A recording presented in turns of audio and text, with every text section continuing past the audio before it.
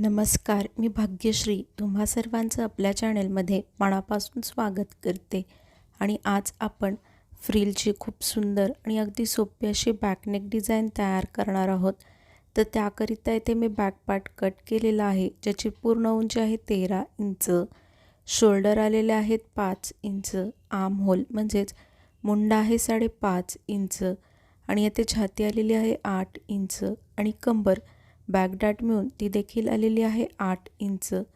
त्यानंतर आता इथे आपण वरच्या बाजूला आपल्या गळ्याची मार्किंग करूयात. तर इथे मला माझे रेडी शोल्डर 2 इंच हवेत, म्हणून मी अर्धा इंच मार्जिनचा घेऊन 2.5 इंचावरती एक मार्क केलं. त्यानंतर टेपला त्याच पॉईंटवरती ठेवून घेऊन खालच्या बाजूला 9.5 इंच मी गळ्याची उंची घेतलेली आहे आणि खालची गळ्याची रुंदी मी येथे 3 इंच घेऊन इथे तुम्हाला व्हिडिओमध्ये दाखविल्याप्रमाणे एक बॉक्स तयार करून घ्यायचा आहे. येथे मात्र तुम्ही तुमच्या अकॉर्डिंगलीच गळ्याची उंची आणि रुंदी घ्या. त्यानंतर आता इथे तुम्हाला व्हिडिओमध्ये दाखविल्याप्रमाणे गळ्याचा आकार ड्रॉ करून घ्यायचा आहे. इथे वरच्या बाजूला थोडासा कर्व आकार घ्यायचा आहे आणि जी खालची बाजू आहे तिथे गोल आकार ड्रॉ करून घ्यायचा आहे.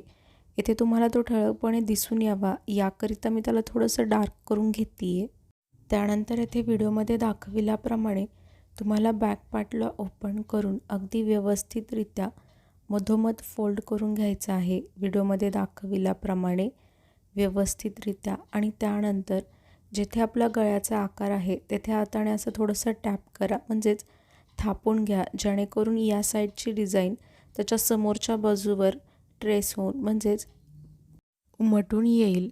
त्यानंतर येथे बघा, मी अस्तर आणि मेन फॅब्रिक घेऊन दोघांनाही अशा पद्धतीने राईट साईड म्हणजेच बरोबरीच्या बाजूवर बरोबरीची बाजू ठेवून घेतली होती. येथे मी तुमची खरंच मनापासून माफी मागते. ते मी शूट करायचं विसरून गेले आणि डिरेक्टली येथे स्टिचिंगचं स्टार्ट केलं. पण नॉर्मली आपण ज्या पद्धतीने राईट साईड म्हणजेच बरोबरीच्या बाजूवर बरोबरीची बाजू ठेवून घेतो ना, तशीच ठेवून घ्यायची आहे. जर तुम्हाला इथे समजत नसेल तर आपले बाकीचे व्हिडिओ पहा, जेणेकरून तुम्हाला ते क्लिअरली लक्षात येईल. आणि त्यानंतर येथे जसा आपण गळ्याचा आकार ड्रॉ करून घेतला आहे ना, त्याच आकाराला अगदी व्यवस्थितरित्या व्हिडिओमध्ये दाखविल्याप्रमाणे तुम्हाला येथे संपूर्ण गळ्याला स्टिच करून घ्यायचं आहे. त्यानंतर आता येथे व्हिडिओमध्ये दाखविल्याप्रमाणे गळ्याच्या आतील बाजूस थोडंसं जास्तीचं कापड ठेवून व्हिडिओमध्ये दाखविल्याप्रमाणे संपूर्ण गळ्याची कटिंग अगदी व्यवस्थितरित्या इथे कंप्लीट करून घ्यायची आहे. त्यानंतर आता इथे आपण गळ्याच्या आतील बाजूस हे जे जास्तीचं कापड ठेवलं होतं ना, त्याच कापडावरती अगदी व्यवस्थितरित्या व्हिडिओमध्ये दाखविल्याप्रमाणे संपूर्ण गळ्याभोवती असे छोटे छोटे कट्स देखील देऊन घ्यायचे आहेत.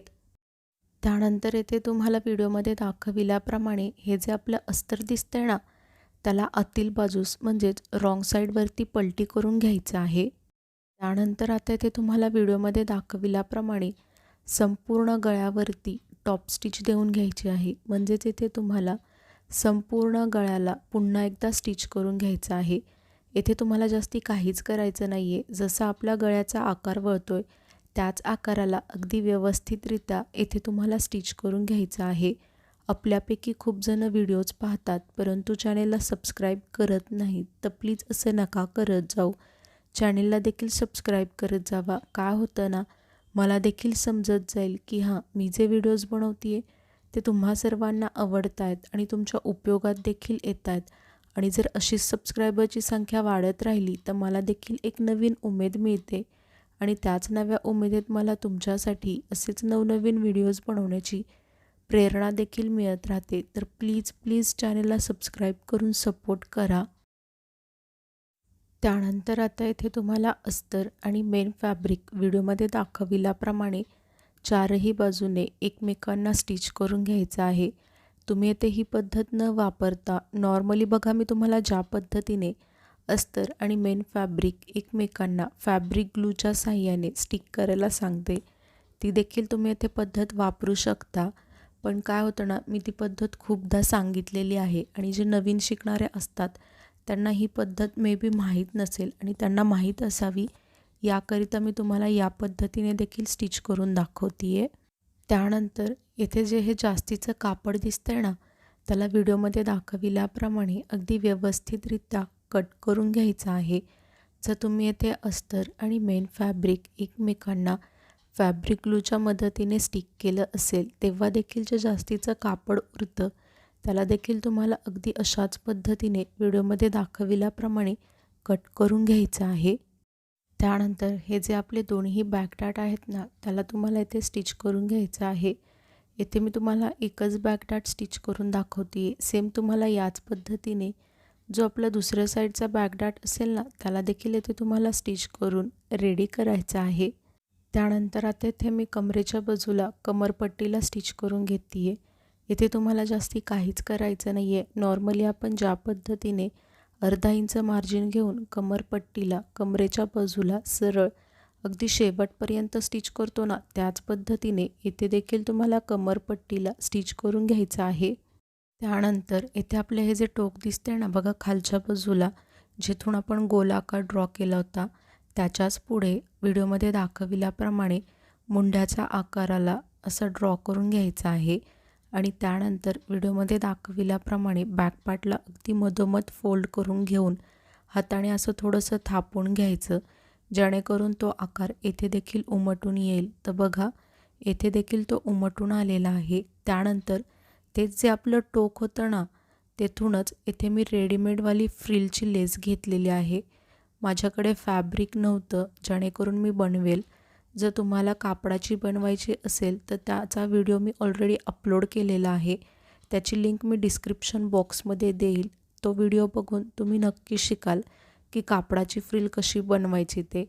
आणि त्यानंतर या लेसला कडावरती ठेवून घेऊन ही जी दुसरी बाजू दिसते ना टोक तिथपर्यंत आल्यानंतर तिथेच त्याचा एंड करायचा आहे. आणि या लेसवरती मी डबल स्टिच म्हणजेच पुन्हा तिला स्टिच करून घेते जेणेकरून ती एकदम फिक्स बसावी आणि लवकर निघू नये. ही लेस मोठी होती त्यामुळे आपल्याला तिला पुन्हा एकदा स्टिच करणं गरजेचं आहे.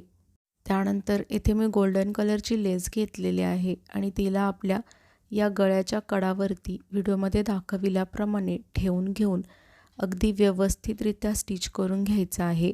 आणि तिला खालपर्यंत आपण जो मुंड्याच्या खालच्या साईडला आकार ड्रॉ केला आहे ना त्याच आकाराला फॉलो करत त्या आकारावरती या लेसला ठेवून घेऊन स्टिच करून घ्यायचं आहे व्हिडिओमध्ये दाखविल्याप्रमाणे. सेम तुम्हाला याच पद्धतीने जी आपली दुसरी बाजू आहे ना त्या बाजूवरती देखील आपण आकार ड्रॉ केला होता त्या आकारावरती देखील याच पद्धतीने लेसला स्टिच करून घ्यायचं आहे. आणि या लेसला देखील मी डबल स्टिच म्हणजेच पुन्हा स्टिच करून घेते जेणेकरून ती एकदम फिक्स बसेल आणि लवकर निघणार नाही. कारण की ही देखील लेस मोठी होती त्यामुळे तिला दोनदा स्टिच करणं गरजेचं आहे. इथे बघा मी तुम्हाला सांगितल्याप्रमाणे दोन्ही बाजूला स्टिच करून घेतलेलं आहे लेसला. त्यानंतर इथे कमरेच्या बाजूला खालच्या साईडला सरळ तुम्हाला लेसला ठेवून घेऊन व्हिडिओमध्ये दाखविल्याप्रमाणे अगदी शेवटपर्यंत व्यवस्थितरित्या स्टिच करून घ्यायचं आहे. आणि या लेसवरती देखील तुम्हाला डबल स्टिच म्हणजेच पुन्हा एकदा स्टिच करून घ्यायचं आहे जेणेकरून ती फिक्स बसेल आणि लवकर निघणार नाही. आणि इथे बघा आपल्या गळ्याचा फायनल लुक किती सुंदर दिसतोय. जर तुमच्याकडे ही टाईम कमी असेल म्हणजेच जर अर्जंट ब्लाऊज द्यायचा असेल आणि क्लायंटने जर फ्रिलची लेस बनवायला सांगितली असेल तर आपल्याला फॅब्रिक पण नसतं कधी आणि कधी टाईम पण नसतो त्यावेळेस अशीच रेडीमेडवाल्या लेसचा यूज करायचा फ्रिलचा आणि अशी डिझाईन तयार करायची. बघा किती सुंदर दिसतीये आणि लवकर देखील तयार होते. आणि इथे तुम्ही फायनल लुक देखील पाहू शकता किती सुंदर दिसतोय. सिंपल असली तरी देखील छान दिसतीये दिसायला. तुम्ही आणखीन चॅनेलला सबस्क्राईब नसेल केलं तर प्लीज चॅनेलला सबस्क्राईब करून सपोर्ट करा. व्हिडिओ अगदी शेवटपर्यंत पाहिलात यासाठी तुम्हा सर्वांचे मनापासून खूप खूप धन्यवाद.